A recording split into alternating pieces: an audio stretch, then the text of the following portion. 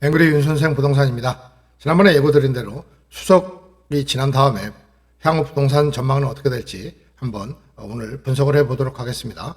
매일경제에서 부동산 전문가 50명을 앙케이트 조사를 했는데 전문가의 90%가 내년 상반기까지는 이런 상승 기조가 계속될 거다, 이런 발표를 하면서 오히려 불을 더 붙이는 현상이 일어나고 있는 것 같습니다. 지금 이제 서울 전역이 상승세로 복귀를 했습니다. 그래서 서울 아파트값 상승은 6.27 대출 규제 직전 수준으로 돌아와서 0.27%의 상승을 보이고 있고요.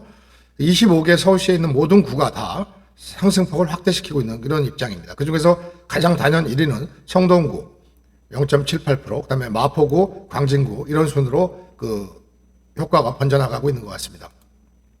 수도권을 보면요. 수도권에서는 단연 분당이 0.97%, 과천이 0.54, 하남이 0.27, 광명이 0.30, 이래서 굉장히 수도권 지역도 지금 급등세가 이어지고 있는 입장이고요.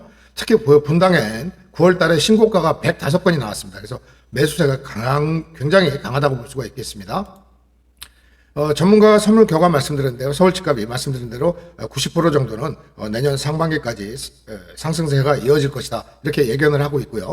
서울이나 수도권이나 모두 상승할 거라는 데는 이견이 없는 걸로 보입니다.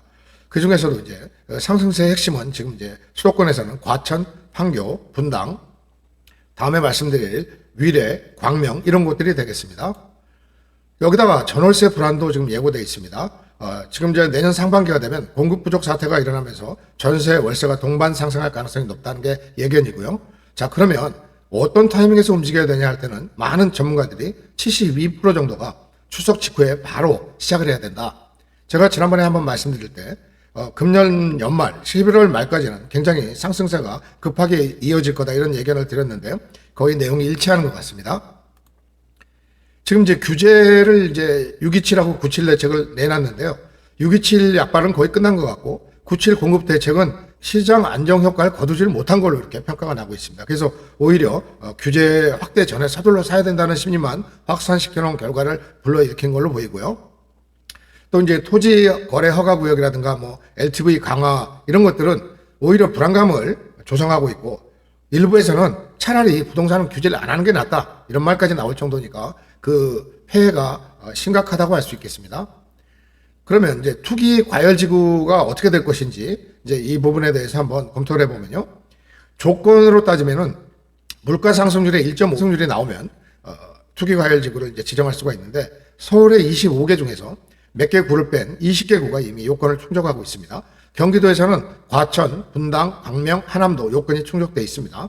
만약 투기 과열 지구가 확대가 된다면 대출 한도가 축소되고 전매 제한이 강화될 그런 입장이 되겠습니다. 지금 이제 한강벨트에서 이제 성동, 마포, 광진의 상승이 뚜렷한데요. 이게 이제 옆으로 번지게 되면은 서대문, 동대문, 또 동남권 경기 핵심 지역의 풍선 효과 전망이 지금 예상되고 또 유력해 보입니다.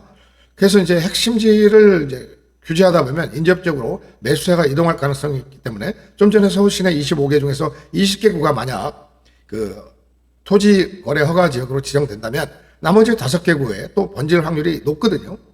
이것만이 대책인지는 좀 생각을 해봐야 될 것 같습니다. 거기다가 정부하고 서울시의 엇갈린 발언이 나옵니다. 국토부에서는 토구역이라든가 세금 강화를 포함해서 모든 가능성을 열어두겠다고 국토부 장관이 얘기를 했습니다만, 서울시에서는 지난번 이제 오세훈 시장이 한번 토호제를 시행했다가 한번 질리지 않았습니까? 그래서 추가 토호제는 없다, 이렇게 지금 발표를 하고 있는 입장입니다. 그래서 정부하고 서울시가 이제 서로 의견이 엇갈리다 보니까 정책이 불확실성이 나타나면서 오히려 이게 또 다시 매수세를 자극하고 있는 입장이라 이렇게 말씀드릴 수 있겠습니다.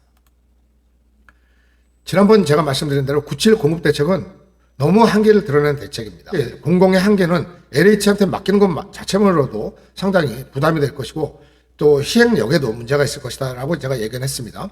결국은 이건 자유시장 경제에 맡겨서 민간들이 시행하도록 하면 민간도 적정한 이윤을 남기면서 사업의 시행도 일으키고 결국 이런 것들이 부동산뿐 아니라 일반 경기에도 순환이 될 것이고 또 일자리가 많이 창출됨으로써 어렵게 사시는 분들한테도 굉장히 좋은 정책인데도 불구하고 공공으로 자꾸 묶어버리는 바람에 오히려 발목을 잡는 듯한 느낌이 있는 것입니다. 좀 전에 말씀드린 대로 이제 매수 타이밍에 대해서 말씀드리겠습니다.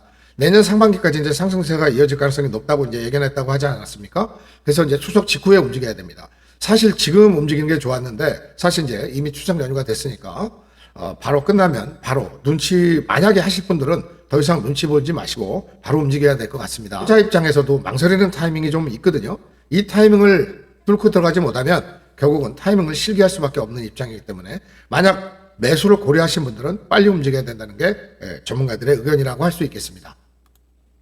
유망 지역은요, 한강 벨트입니다. 지금 이제 성동, 마포, 광진, 강동 이렇게는 아직도 조금 여력이 있는 지역이 있거든요.